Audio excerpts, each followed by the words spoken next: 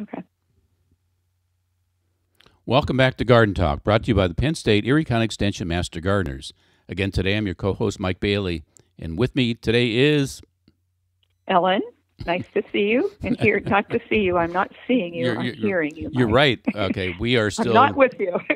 We are still separated because of the coronavirus, pandemic, where Ellen is calling in from home again, which works out really nice. We can spend less time traveling and getting this whole thing accomplished.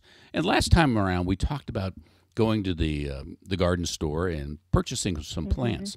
And we had talked about the preparation, et cetera, and stuff like that. And we're not going to go through that again.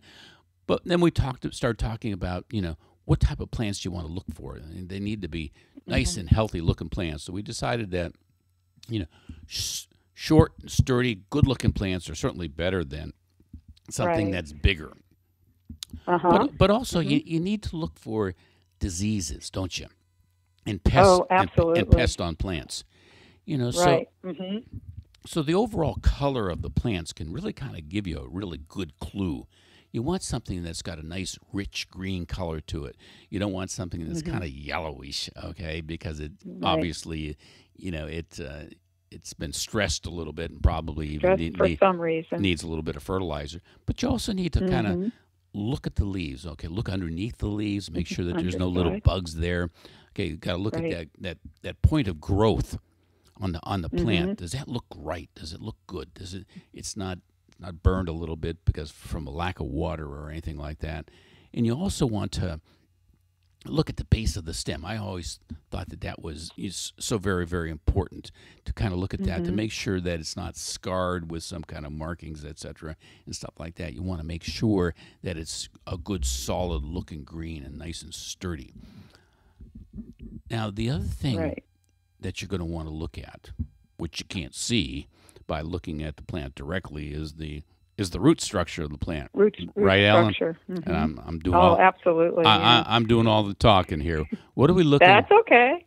What are we looking for in the root structure of a plant that's been grown in a little container, 4-pack, 6-pack, or even a 3-inch pot or something like that? Right. What do we want to see? And what do we don't want to see?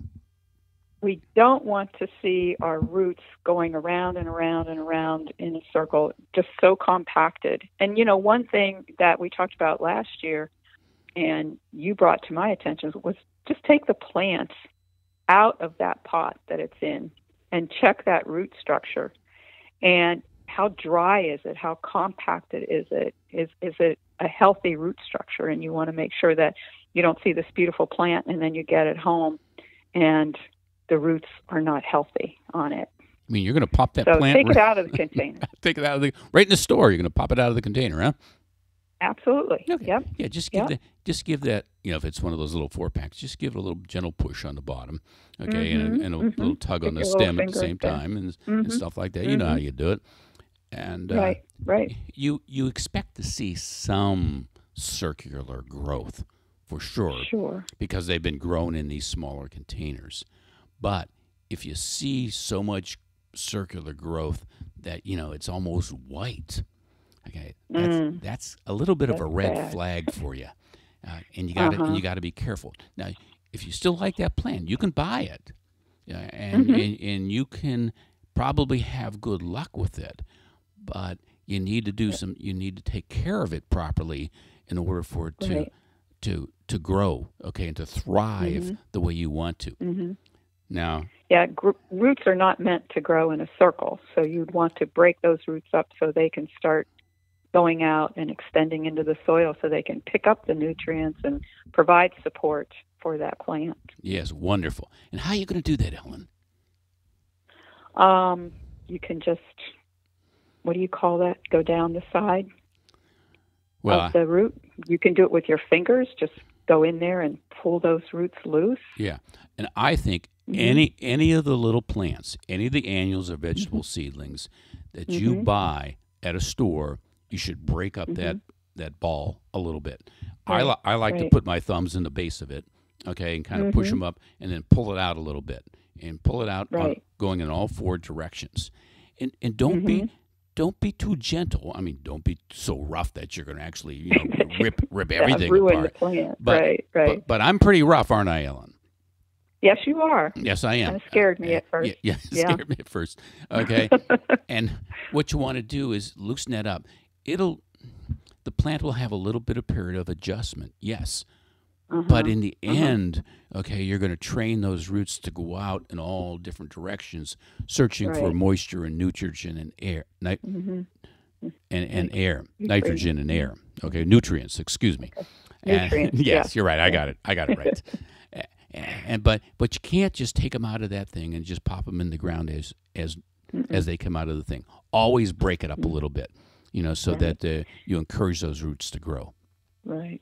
There's one thing that I like to do that you saw me do when we first started at the garden, was to take that plant and soak it, even maybe in a bucket of water, before I put the plant in the soil, to make sure that those roots were watered well, so that they have enough moisture in there when they're, they kind of in a transition stage. You're right. And that helps them survive.